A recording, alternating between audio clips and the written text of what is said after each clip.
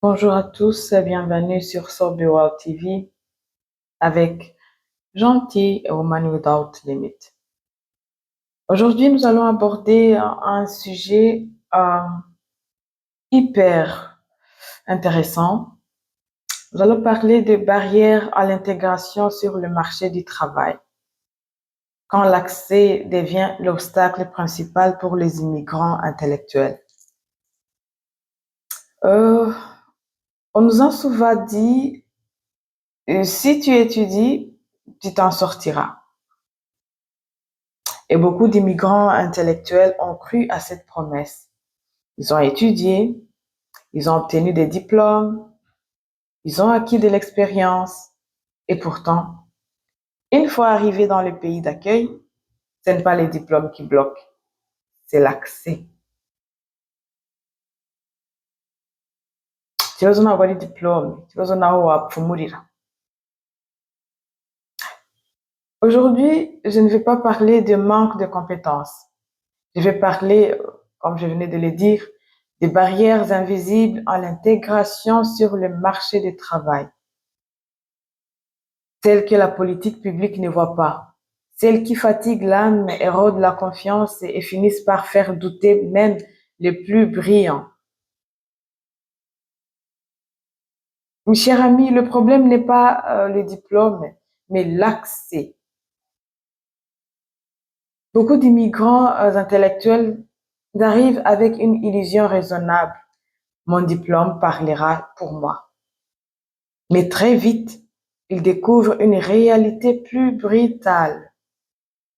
Le marché du travail ne s'ouvre pas automatiquement à la compétence. Permettez-moi d'expliquer un tout petit peu sur ceci. Être qualifié n'implique pas être employable dans le pays d'accueil. Les études montrent que même des immigrants très formés restent exclus des emplois correspondant à leur niveau. Donc, ici, il y a un exemple. Au Canada, des recherches montrent que des ingénieurs, médecins, enseignants formés à l'étranger restent bloqués pendant des années hors de leur domaine. Donc, le problème n'est pas l'absence de talent, le problème, c'est l'architecture de l'accès. Alors, allons droit au but, les barrières invisibles du marché du travail. Quelles sont les barrières invisibles qui sont donc du marché du travail? Ni izihe mbogamizi, ni ibihe bikuta malgré tes talents, tes compétences, ton diplôme, malgré. Mais ugahura toujours avec some barriers, something hinder you to enfoncer, franchir, aller aho inzozi zawe zari ziri. Une première barrière, c'est l'expérience locale. On te demande de l'expérience locale, mais comment l'obtenir si personne ne te donne ta chance? Donc, ce cercle vicieux classique, dévalorisation de l'expérience acquise ailleurs, message implicite reçu par l'immigrant, ce que tu as fait avant ne compte pas vraiment. Really? Malgré les efforts que tu as faits, tu essayes de te conformer aux expériences locales, mais at the end of the day, tu reçois un message. Ce que tu as fait avant ne compte pas vraiment. Oh my God. Deuxième barrière, le code culturel non dit. Il y a des codes bagira ubwiru bakabiceceka. Le recrutement ne se joue pas seulement sur les CV, mais sur la manière de parler, de se vendre, de se positionner. My dear, les codes implicites, les attentes non verbalisées, les différences dans la communication professionnelle. Beaucoup d'immigrants sont compétents, mais évalués comme pas assez adaptés. Et voilà ça. Ici, ça me fait rappeler, il y a quelqu'un qui a fait ses études ici, dans le côté flamand. Il fait ses études, 4 ans, il réussit bien à l'université, la formation, donc graduation, byose birarangira. Et puis après, abizi ko bari gutanga akazi, ambwira ati, your Netherlands, c'est pas assez adapté. Really? After 4 years au banc de l'école, bien réussi, but tu n'es pas assez adapté. Adapté à quoi? Adapté comment? Bon. Troisième barrière, les réseaux fermés. Une grande partie des emplois ne sont jamais publiés. Ils circulent dans des réseaux. Et souvent même, il y a un népotisme exagéré. Importance du capital social, absence de mentor, exclusion involontaire mais réelle. Ce n'est pas toujours du rejet conscient. C'est souvent une reproduction sociale automatique. Ben, continuons. Il y a beaucoup à dire, il y a beaucoup à corriger, mais je crois qu'il y a aussi quelque chose à faire. Quatrième barrière, il y a les discriminations silencieuses. On ne te dit jamais non, clairement. On te laisse espérer, on te fatigue. Alors, c'est micro-régé, les profils intéressants, mais accumulation des refus sans explication.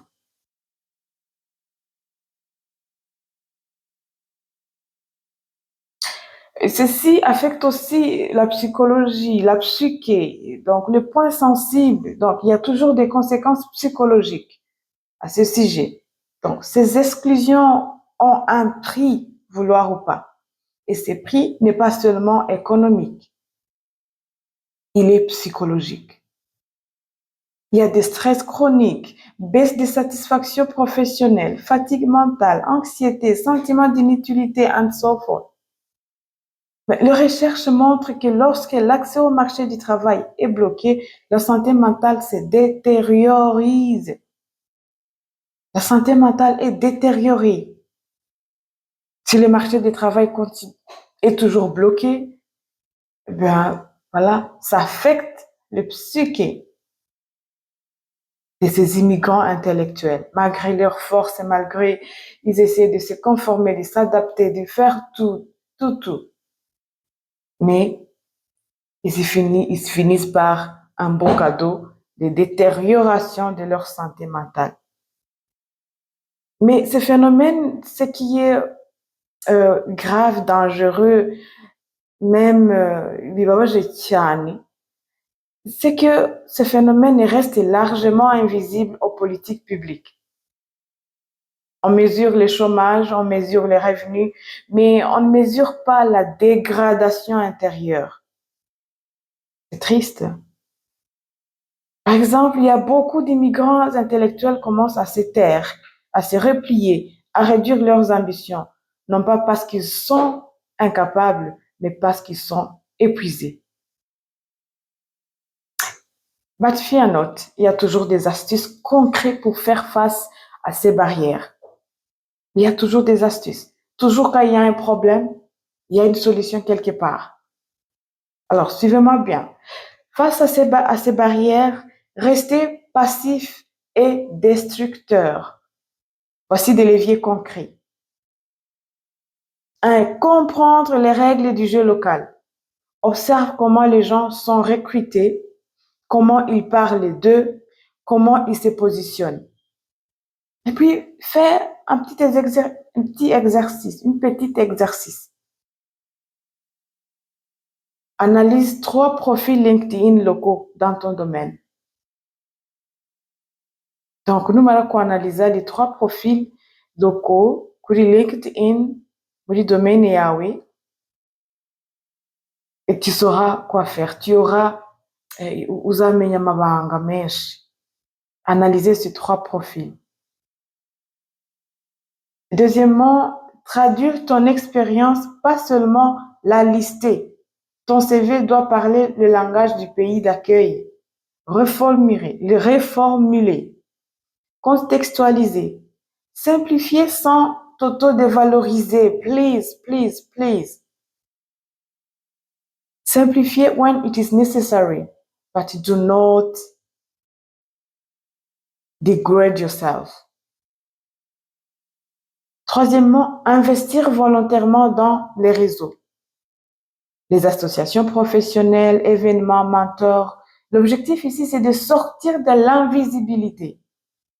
Donc, tu dois sortir de l'invisibilité, oui, de isolement. Donc, vas-y volontairement. Ne cherchez pas seulement à dire, OK, nimbangi événement, qu'est-ce que je veux, OK, ben si voilà ma faranga. Il y a des gens, quand tu les invites, conférences quelque part, dans des événements, là où ushobora gukoramo réseautage et batanga ngahise ndakura yiki. My dear, réseautage, investir volontairement dans les réseaux. Pas les réseaux sociaux, réseautage, networking. Quatrièmement, créer des preuves alternatives de compétences. Projet parallèle, bénévolat stratégique, consultance, publication. Si la porte officielle est fermée, créez une fenêtre. Je répète, si la porte officielle est fermée, créez une fenêtre. Mais tu dois sortir de l'invisibilité. Cinquièmement, protéger ta santé mentale, please. La santé mentale ni umutima wawe. Ukurinda umutima wawe kuruta ibindi byose, rinda ta santé mentale. Protège ta santé mentale. Ce combat est long, tabyumva, mais tu dois tenir intérieurement. Parler, se faire accompagner, ne pas rester seul. Parce que tu t'étais, ça tourne autour de toi, tu t'étais et tu finiras par grandir. Mais tu dois parler, tu dois te faire accompagner, tu ne dois pas rester seul. Parce que rester seul, c'est là où tu auras des réseautages, tu auras des networking, tu auras. Et puis, comme vous êtes pour Corona Kazi, ce n'est pas qui tu es, c'est de la question ni uziranye nande. Quelles sont les recommandations? C'est qui t'a recommandé? Vous avez des recommandations? Comment? Et quand on d'accord networking. Si tu fais face à des barrières sur le marché du travail, retiens ceci. Ce n'est pas un verdict sur ta valeur, non. C'est le signe d'un système imparfait, lent, à reconnaître ce qui vient d'ailleurs. Ils n'ont pas le temps de reconnaître Vivu Yarandi. Aliko aussi, il faut pas, ne laissez pas ces barrières devenir des murs intérieurs. Bigumi Handi, qui ne soient pas à l'intérieur. Apprends les règles, adapte ta stratégie, protège ton esprit. L'accès est difficile, oui, mais ton intelligence n'a pas traversé des frontières pour se dissoudre dans le silence. Allô? Ici, je répète, l'accès est difficile, oui, Libio. C'est difficile à y accéder. Mais ton intelligence n'a pas traversé des frontières et des frontières, des mers, pour se dissoudre en silence et dans le silence. Parlez. Merci d'avoir écouté ce podcast. Je signale que c'est un espace de lucidité, pas de résignation. À la narration, Gentille et Woman Without Limit. À très bientôt. Je vous aime tous.